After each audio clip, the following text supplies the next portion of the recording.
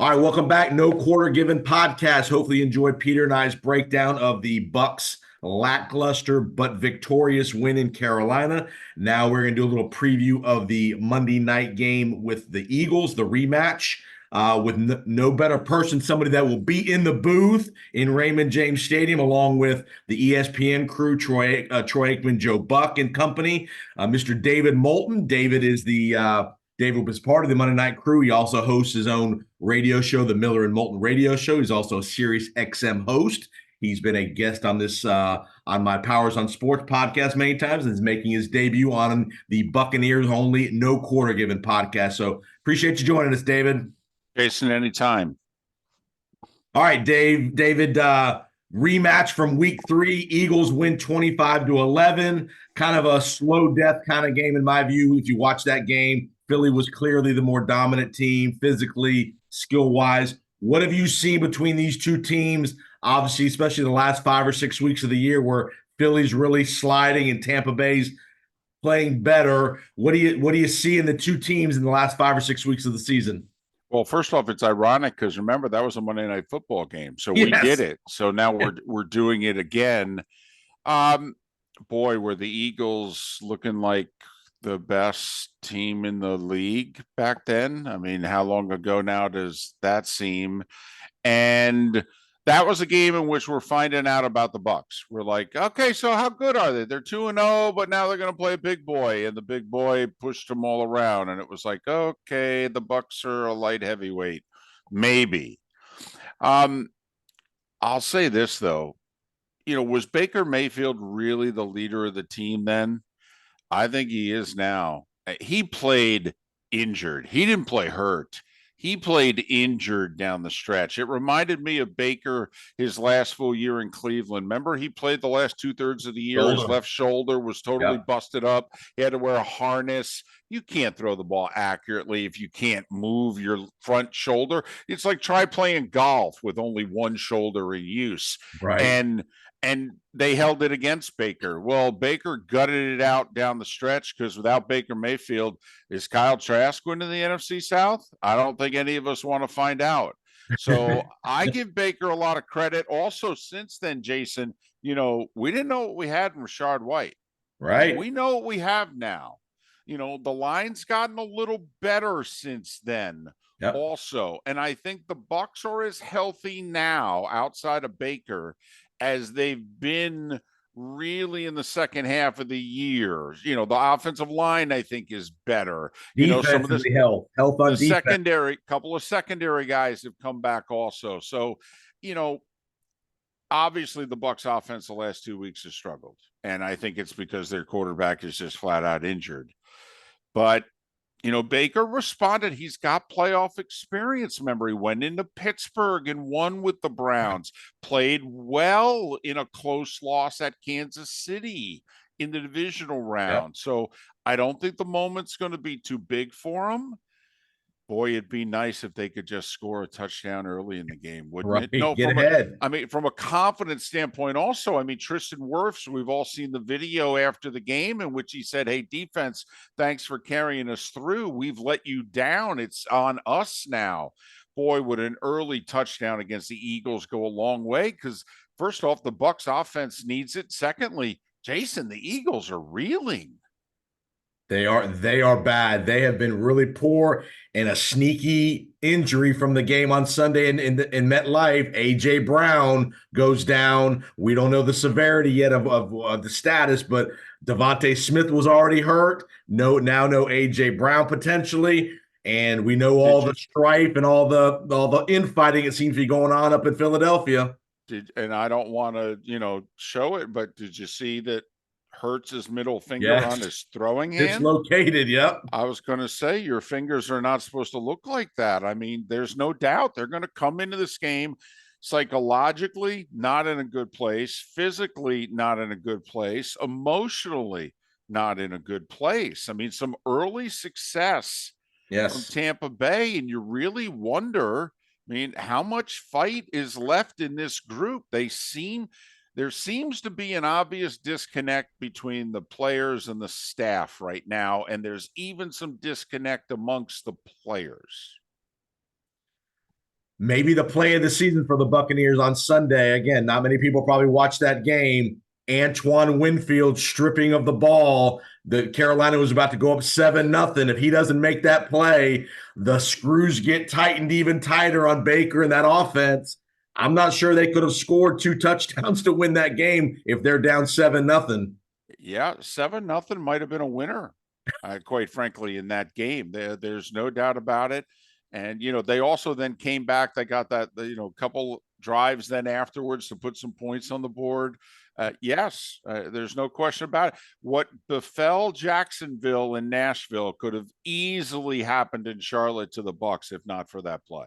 Yeah, and give me a quick thought on Antoine Winfield. Gets snubbed for the Pro Bowl, but this guy's probably going to be all pro free safety. Unbelievable how he's not going to make the Pro Bowl, but he's probably going to be all pro. But he's had an unbelievable year and will probably get some defensive player of the year votes as well.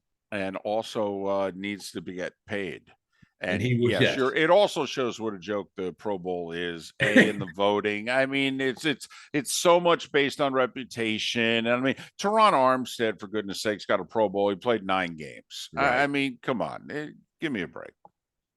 Give me a thought on the Bucs offense. I mean, you've seen this. Obviously, it's a work in progress. Dave Canales' first year, obviously Baker's first year. Give me a thought on what you think. What do you think? What do you think is Philly most vulnerable to? Well, clearly, I mean, their corners have been terrible this year. Right. For as good as Slay and Bradbury were last year, Bradbury in particular this year, I'm not kidding. I mean, Jason, but I'm this way anyway. There are times in which if a defense has a weakness, I would just go at it all day. Whoever Bradbury lines up against, that's where we're going with the ball, which will likely be Godwin. Right. Because Evans lines up to the left a lot. That's the side that Slay likes to play on. I mean, I know we're well past fantasy season, but if you want, whatever the Godwin, parlay bets are, I'm going over. I think he has a huge game. I'm thinking 7+ catches, 100+ yards, and at least 1 touchdown. I think Godwin has a big game. In fact, it may be the wide receiver DB biggest mismatch for both sides, may be Godwin against Bradbury. All right, last thought. We'll get you out of here. Give me a thought. Do you think Philadelphia comes in and really tries to just run the ball down the Bucs' throat? How do you think Philadelphia approaches this game, especially if the wide receivers are banged up? The strength of the team's the offensive line. If I were Sirianni and company, I would go back to my strengths. I would run the ball. The other thing is I kind of have to start protecting my defense a little bit. I know I'm facing the banged up Baker Mayfield Bucs, but right now I have no confidence in my defense. I mean, the Giants are horrible offensively, and the Giants pushed them around and, looked as if they could have scored a lot more points than what they did. So I think if I'm Philly, I gotta lean on Kelsey and company. I got to run the football and then also set things up in my passing game, because also I don't know how healthy my wide receivers are going to be. Right. Well, David, enjoy the broadcast. Have a great second reunion of the Eagles and the Buccaneers on a Monday night. We'll see you next Monday night up in the booth, and we'll see you on TV and all that good stuff. Enjoy the broadcast. Thanks, Jason.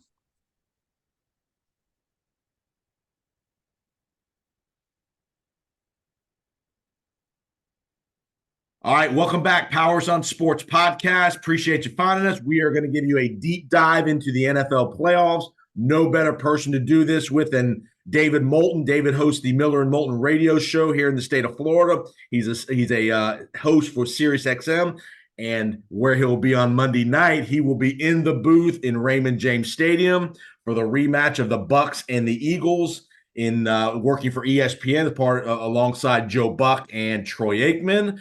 David has been a regular here on the podcast throughout the year, so we appreciate David's time during this busy time of the year. Welcome back, sir. Jason, I love it when you call. And boy, how about the storylines we got here? Woo! I mean, we've got 4 unbelievable big storylines, obviously. I mean, Saturday would have been something if Deshaun Watson had been healthy, but you've got Houston, who made the big trade with Cleveland, and oh my goodness, it's Cleveland, Houston. And then Tyreek finally gets his game in Kansas City. Unfortunately for Tyreek, his number jersey is 10, and I don't even think it's going to be 10 degrees for him and the Dolphins on Saturday night. And for the viewers, if you don't have Peacock, you're going to have to go somewhere to scour somebody's password and username to get on Peacock. I know, because even if you're in West Palm, you're not covered. Fort Lauderdale, Miami is, but if you're in West Palm, you got to pay the money. Wow. So there's no question about it. It'll be interesting to see how well this goes over. The NFL right now doesn't care. They got their $100 million check, and they've already cashed it. Then you've got, how about Mason Rudolph? Yep. And if he's not hot, how about the Bills, who won 5 in a row to end the year? This is the 4th year in a row, by the way, the Bills enter the playoffs on a big winning streak. Yep. There you go. You know, I mean, last year they had the Bengals game canceled, but otherwise they had won a bunch of games in and around it. They've now entered 3 of the last 4 years with a 7, a 6, and a 5-game winning streak. So we'll see if they can keep it going. You've got Mike McCarthy hosting the Packers. And then you've also got, obviously, Matthew Stafford going into Detroit. Can Stafford finally win a playoff game in Detroit? And if he does, he will break the Lions' hearts. And Philly-Tampa Bay is a rematch. It's not only a rematch, it's a Monday night rematch. Right. That's right. All right. First question I want to ask you. I'm always very interested in how these games get determined, of where they go to which network, what time slots, and all that stuff. Give the audience a little perspective of how, and I don't know how much you know of this. Is it a priority? Is it a lottery system? How do the networks divvy up the games? Okay. Well, the networks don't divvy it up. The NFL does, but the network lobbies the NFL. So like Fox, every year, if the Cowboys make the playoffs, Fox is like, we want the Cowboys. And we want the Cowboys. Well, I don't know. We want the Cowboys. Right? No, that's how it works. And when I was with Fox a few years ago, the NFL said to Fox, okay, here's the deal. You can either have the Cowboys on a Saturday night, but if you don't want the game on your one game this weekend, wildcard weekend on Saturday night, then we'll give you a different game on Sunday, but we're not giving you the Cowboys. Okay. And Fox said, no, we'll take the Cowboys. And if it has to be Saturday night, it has to be Saturday night. And NBC got the other NFC game. They got Philly at Chicago, right? The famous Chris Collinsworth double doink game. So Fox gets one game this weekend, and they said, we want the Cowboys. So they got them. Okay, fine. So then the CBS says to the league, listen, who gets the priority? Who gets to talk first to the league? That's my question. Well, usually, you know, once again, with NBA, and I know that Fox doesn't own the NFC completely anymore, and CBS doesn't own the AFC, but then it became a matter of, okay, who we putting as the Peacock game? You know, which way we going with this? Well, NBC paid $100 million for this Peacock exclusive. For one game. Right. But they're kind of saying to the NFL, hey, man, you got to give us a team or a game that people really want to see. I mean, with no offense, don't give us Cleveland, Houston. Right. We're not going to make our money back on Cleveland, Houston. Right. Okay. And since the Cowboys are out of the equation, arguably, who's the second biggest draw? It's Mahomes, Kelsey, Taylor Swift, and the Chiefs. And Tyreek going back to Kansas City. And so the NFL said, well, okay, we'll try to give you as much bang for your buck as possible. Wow. Now, CBS wanted Kansas City. I mean, that's the number one AFC draw. That's who they wanted. But the Steelers, that's a pretty good alternative. And you get Buffalo and Josh Allen, and the Bills are hot. So CBS is like, okay, we can live with this. So they give Peacock the Chiefs. Well, then now, fill out the rest of the schedule. The fourth people have wondered in the last few years, how does Monday night get decided? The NFL concluded a couple years ago, we need to be able to Sunday night of wildcard weekend, let everybody know, networks, teams, fans, what our divisional playoff schedules is. We can't wait till after the Monday night game. Well, the only way you can do that is by making a 4 versus 5 game be the Monday night game. Gotcha. Very quickly, think about it. 2 plays 7, 3 plays 6, and they reseed. If you had one of those games on a Monday night and the 6 or 7 seed won, it would totally mess up the seeding. This way, the NFL has their divisional rounds locked in well 12, 18 hours before the Monday Night Football game is played. And we know when we wake up Monday, winner of the 4-5 game goes here. Now, the one thing that's also guaranteed is the winner of the 4-5 game is going to play on Sunday, because they're not going to then have them play Right. Monday, Saturday. So there's two things that the NFL, when giving ESPN ABC a Monday night playoff game, they had to make certain allowances with the schedule. Remember, 2 years ago, the Rams beat Arizona on Monday night. So this is the third year in a row that ABC gets a 4-5 NFC game, because they had Brady's last game last year. But also, the thought of, well, it's really going to hurt a team. Well, the Rams won the Super Bowl that year. Right. So, this isn't like Thursday night football where you're coming back on 3 days rest.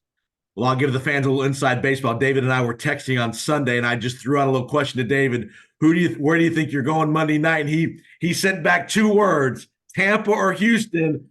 And subsequently, those are both the 4-5 games. Now I know. Now you know. I didn't know that. And that was my thought was maybe Detroit and the Rams because of the Stafford deal, but I didn't realize the 4-5 scenario. And I thought Detroit Rams might be the Peacock game. Right. But the NFL even did NBC Peacock a bigger solid. They said, we'll give you Taylor Swift. Oh, I'm sorry. I mean, Mahomes and Kelsey. Right. So I was half right. I said prime time for Detroit. It's just Sunday night, Detroit Rams. By the way, that's a big treat for Mike Tirico. He lives in the greater Detroit area, and he gets the early game Saturday. He will fly back, quote unquote, home and do the Lions' first home playoff game in 30 years. All right, I want to talk to you about a team that you know well. You live in that town, and back when we talked right before it was week 1, we talked. You really thought this team had a great chance to be the 1 seed in the AFC, and after 10 or 11 weeks, they were right in the mix. Your Jaguars. 96% chance to make the playoffs about 6 weeks ago. A full meltdown in effect in Duval. They don't make the playoffs at all. The Eagles and Jags both lost 5 of their last 6. The difference was the Jags were 8-3 and the Eagles were 10-1. But yeah, this is, it's funny. The Jags, as we all know, have not been a very successful franchise in their 30 years of existence. So how disappointing could a winning season be for the Jags? Jason, I could argue maybe this is the biggest disappointment of a season in Jags history. I agree. Even though it's technically a winning season. When you think about how vulnerable this division was this year with the team they had returning, for them not to win this division this year, right? And now look at how the rest of the division, how quickly it's regrouped. Like, give Detroit credit, Jason. This was the year the NFC North was vulnerable. Chicago was still in transition, and Green Bay was very much in transition, and Minnesota lost a lot off a team that won all their close games last year. What did the Lions do? They took care of business, and they won the North when the North was gettable. Now, next year, Green Bay is the youngest team in the league, and they just made the playoffs, and they got a ton of salary cap room. Chicago's got all those picks and a ton of cap room. This was the year for the Lions to get it done, and so far they have. This was the year for Jacksonville to get it done, and they didn't do it. And it started on a Monday night. You were in the building, that Cincinnati game, where they was back and forth. Jake Browning was making, I think, his first start post Burrow injury, and they should have won. It was a back and forth game, but they very easily could have won the game and didn't. Jason, we have a saying on our show, which is when the NFL schedule maker gives you a win, you desperately need to get it. Look at the Dolphins. If the Dolphins had merely beaten the Titans at home, they'd be the 2 seed. Up 14 with about 7 minutes to go. With about 4 minutes to go. Yeah. All right. And that's it. That's all they had to do. Just take care of business at home against the Titans. They would have won the East. They'd be the 2 seed. Okay. Life would be very different for them. So, you can look back at Jacksonville blowing the game at home against the backup quarterback in the Bengals when they were reeling. There are plenty of examples around the league. Look at the Eagles losing at home to Arizona. how different life would be for them. They would be the 2 seed. I don't think they mail it in against the Giants the way they mail it in. So if they had beaten Arizona at home, they're probably the 2 seed, and life is different for them. If Houston doesn't come back against the Buccaneers in a shootout early in the year in a track meet kind of game, CJ Stroud goes like 85 yards in like 40 seconds to beat the Bucs. Timeouts. Right. Yes. And Todd Bowles botched the clock at the end there. A game that we thought was going to come back and cost Tampa all year long, but the Bucs were able to rise above it. So crazy stuff. What was the best individual team performance you saw all year on Monday night? Was it Baltimore at San Francisco? It wasn't just that, Jason. They beat the Niners. They did something which I haven't seen done in the last couple of years. They were more physical than the Niners. I haven't seen anybody be more physical than the Niners. I've seen the Niners get beat before. I've seen the Rams beat them. I've seen other teams. They physically, at one point, I remember turning to Troy Aikman during a commercial break and saying, the Niners are getting embarrassed at home. When is the last time that happened? Right. Now I will say Baltimore's secondary is not the fastest secondary in the league. Remember, the one close game they've had here down the stretch, forget mailing it in against the Steelers. The Rams finished the year by winning 7 of their last 8. The Rams' only loss was in overtime at Baltimore. Stafford and company threw the ball all over the Ravens that day. They did. So, so that is when we get to future matchups, that's why if the Dolphins theoretically could have gotten themselves a rematch with the Ravens, we wondered, could their speed at receiver, now they'd need a healthy Waddle, the Ravens secondary is not the fastest secondary in the league, but Baltimore was very impressive. All right, give me a couple of names. I'm going to give me the most indispensable non-quarterbacks. Give me a player or two in these playoff teams that without this guy, forget the quarterbacks, without this guy playing well, this team can't make a deep run. Well, the funny thing is with San Francisco, the argument might be Trent Williams. The rest of the offensive line from the center to the right tackle is actually, I've had player personnel guys tell me that it's pretty average, but that the left side of the line is what makes that whole line work. You think about it, Jason, the Niners had that draft, was it the 2017 draft, where they drafted Solomon Thomas third and Reuben Foster at the end of the first round. That turns out to be a total disaster of a draft. We all know 3 first-round picks for Trey Lance. Think about it. That's 5 first-rounders that they have totally blown. Yet, why did they make it? They traded for Trent Williams. They traded for McCaffrey. And they hit on Debo. Yep. And Ayuk's played really good. And Ayuk is played, and obviously, Brock Purdy, right? Which you don't expect to happen. So, for as much as they've totally blown most of their first round picks, they've made 2 very good trades, and then they got a little lucky elsewhere. But and Fred Warner is an all-pro guy as a 3rd or 4th round pick. And he is the heart and soul of that defense. So when I'm thinking of the NFC, if you're taking, what about CD Lamb for Dallas? Well, yes, although I actually think they do have some other weapons. I mean, Dak hasn't gotten all his yards from CD. It just seems as if he has. But I would argue it without Trent Williams. I actually think the Niners can be beaten they could be beaten by Dallas, put it that way. Let's face it. Right now, styles make a fight, and the Cowboys do not match up with San Francisco. San Francisco physically devours them at the line of scrimmage. If you took Trent Williams off that line, I actually think the Niners can hang around with the Niners and make things, or the Cowboys can hang around and make that game interesting. Very, very good point. Very good point.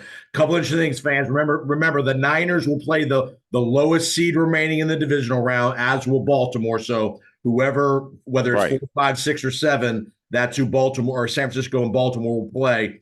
Interesting potential matchup in round 2. Joe Flacco could go back to Baltimore. How would that look That'd be remarkable. with that defense, especially in Cleveland too?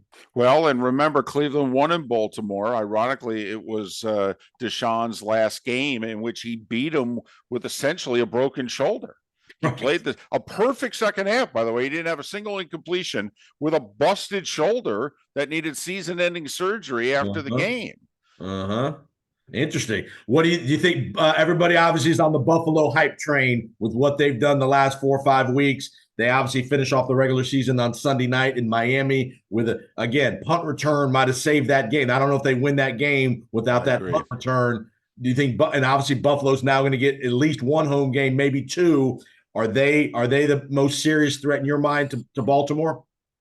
Yes, but boy, did they get a good draw. Now they played their way into it, but to get Pittsburgh, but to get also the Steelers without TJ Watt. Yes. If Pittsburgh's going to win that game, they're going to win it defensively. And it's tough to imagine they can win it defensively without their best defensive player. Even though Mason Rudolph played better and they found a little bit of a running game. The one thing you have to be worried about, though, with Buffalo, Jason, they turn it over too much. They do. Josh Allen's amazing, but why have they not won the big games? Now they should have won the one a couple of years ago, the 13-second game against the Chiefs, but they do turn it over too many times. They were fortunate to get by a third-string quarterback Dolphins team last year in the first round, and then they ran up against Cincinnati. So, I mean, if I can get turnover-free football from Josh Allen, then they're scary good. Matthew Stafford going back to Detroit. I mean, what a storyline that is. I actually think that's the sleeper in the NFC. I mean, think about it. They finished 7-1. Yep. The one was at Baltimore in overtime on a punt return. Right. I mean, 7-1. Come on now. I don't care if they played Arizona or come on now. Yep. 7-1 the Rams are. They've got 2 wide receivers that you can't cover. 2. They have a Super Bowl winning. They have a running back who's a 1,300-yard guy. They got a quarterback who's won a Super Bowl. Yep. They got a coach who's won a Super Bowl and is an elite play caller. Yes. And the quarterback's a borderline Hall of Fame quarterback, by the way. I mean, and they got Aaron Donald. They got 2 other guys on the defensive line with 8 or more sacks. I think the Rams are if there's going to be a sleeper team in the NFC, I think they're the one. And we'd all love to see a potential, if the Rams don't win, we'd all love to see a potential Detroit going back to Dallas for the sequel, Brad Allen style. I have a feeling that the Lions, when they run the tackle eligible plays, it'll be blatant, the signaling that I'm the eligible guy.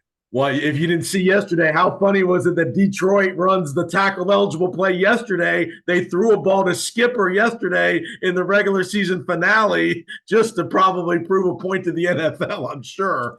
There were billboards in the greater Detroit area last week that said number 68 reported.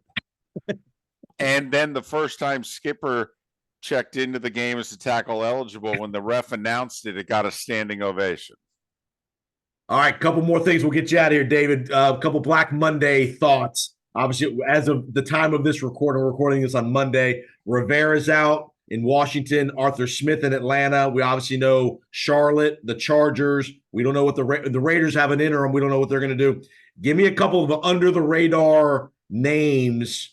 I'll give you a couple and let me know what you think of these. Mike McDonald, Lou Anarumo. Give me a couple under-the-radar names that maybe the league's, the average fan's not thinking about that's going to be a viable candidate. Well, I think right now the problem for some of those very worthy candidates is that there's a lot of pressure on the owner in LA to get it right. In a storyline that hasn't been talked about, when he relocated, there's a $700 million relocation fee. He hasn't paid any of it, and the NFL hasn't asked him to. But the word is the NFL called him late in the year this year and went, hey, get rid of Staley and get this figured out. This isn't working. You've got the lowest season ticket base in the league. You got to get this right.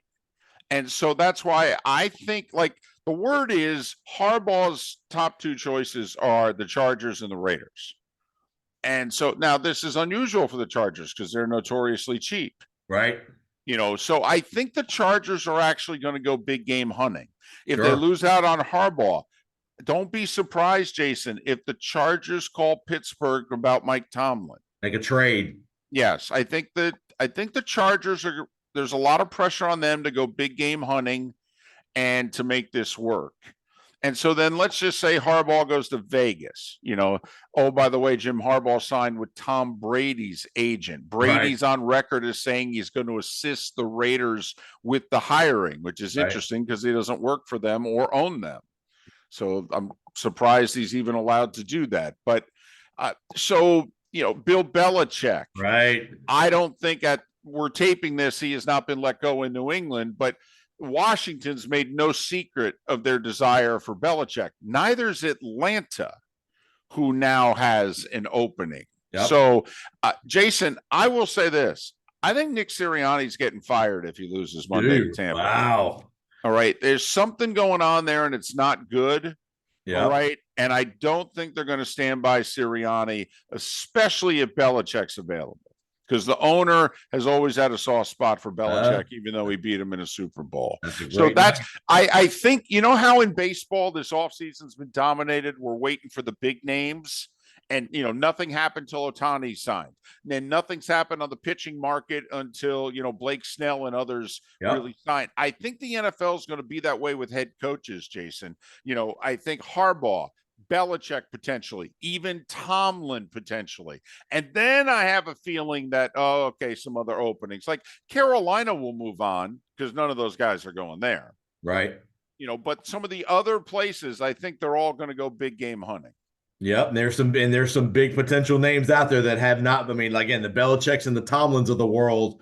I mean, those guys have been rocks at their places for so many years. And where do you think a guy like Kraft goes? Is Vrabel in the mix in New England? That's another one. As we're recording this, Vrabel's meeting with his ownership group. Yep. They're at a crossroads in that relationship. Where are they going to go? Vrabel, after the A.J. Brown trade, forced out the general manager. Now they've got the current general manager, but he wasn't really consulted. So is Vrabel going to sign on long-term in Nashville? If he's available, he'll be unemployed an hour and a half. I mean, he showed, taking out Miami. He can coach. Yeah, he can coach.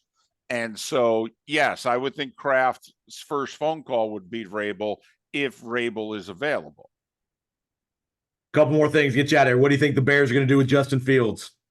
They're going to trade him. I think they're going to take a quarterback and they're going to move Fields. I think Fields also is not going to get a first-round pick back. Probably I think he made a 2 and a 3, and I don't know if they'll be in the same draft. It could be a 2 and a 5 this year, a 3 next. But I think they're going to move on. Kind of like what we saw with Jalen Milroe in the national semifinal. He's got skills, but he can't beat you in the pocket 8 yards behind center. Fields has skills, but right now, 3 years in, if you're the Bears, this is put up, because if you're staying with Fields and you got to pick up his 5th-year option, that's at least 2 more years, and you're really committing for beyond that. Right, for sure. You saw him in person Saturday night in Indianapolis. How good C.J. Stroud? His arm is a lot stronger than you think it is. Like, he doesn't look like a big, strong guy. He doesn't look like he's, got a Herculean shoulder and bicep. Boy, that ball gets there. Yep, he made late in the game, he made a late throw down the middle of the field. That's the kind of throw that gets picked off. Now, I don't think the Colts have the best safeties in the world, but he made a late throw down the middle of the field that was perfect. And it's like, damn, that's a big time throw. 7 money drive, game's tied, season's on the line. Yep. He goes 7 for 7 on the game-winning drive. Yep. No doubt. Now, here's the irony, Jason. If they lose the final game of the year last year at Indianapolis, they end up with the number 1 pick of the draft, and legend has it they would have gone Bryce Young. Wow.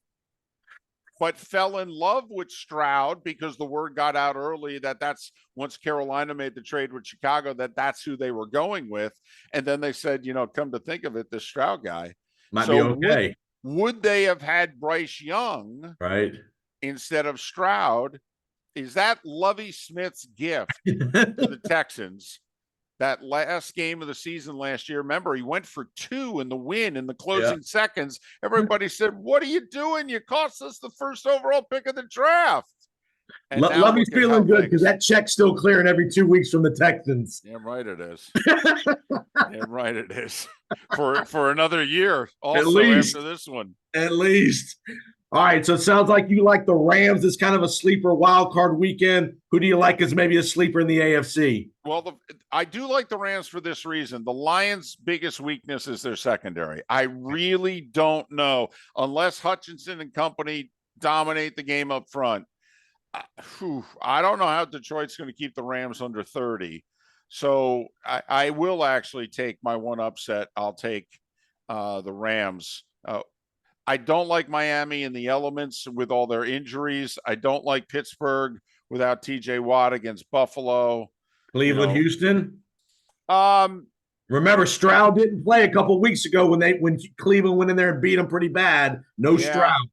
I know. I tell you what, matchup within the matchup. How about Myles Garrett against Laramie Tunsil? Yep. I got to admit, if I'm Cleveland, I'm moving Garrett to the other side a lot. I got to believe the Cleveland defense gets a W. I am worried about Flacco striking midnight, though. Me too. I mean, there's a reason he was sitting home. There's a reason he hasn't been a starter in the league since 2019. So I am a little worried that the bubble bursts with Joe Flacco, but I don't think it bursts this weekend. And what's the other one? Tampa, Philly. I like Tampa. I do too. I think the Eagles have completely collapsed in the room, on the field. I wish Baker was healthy, though. If Baker was healthy, I think they'd put up enough points because they do think Philly's going to score just a little bit. But tell you what, I'll go Tampa in an upset. I'll go the Rams in an upset. And I don't think Green Bay can beat Dallas. I think Dallas will, at home, where they're the only unbeaten home team in the league. Right. And I don't see the Packers as being good enough yet to be the one to knock them off. Well, David, keep up the great work with all your different avenues. Miller and Moulton in the mornings. You'll hear David on Sirius XM throughout the offseason as well. And as obviously you'll see him up in the booth for Wild Card Weekend. I know you guys have a divisional game as well that you'll be working as well next week with Buck and Aikman. So, David, appreciate the time. Always great insight. David's very dialed in around the league. He knows lots of stuff that other people don't know. So we appreciate him giving us a few minutes on the Powers on Sports podcast. Jason, anytime. Appreciate it. Happy New Year. You too, buddy. Have a great call. See ya. All right. Thanks.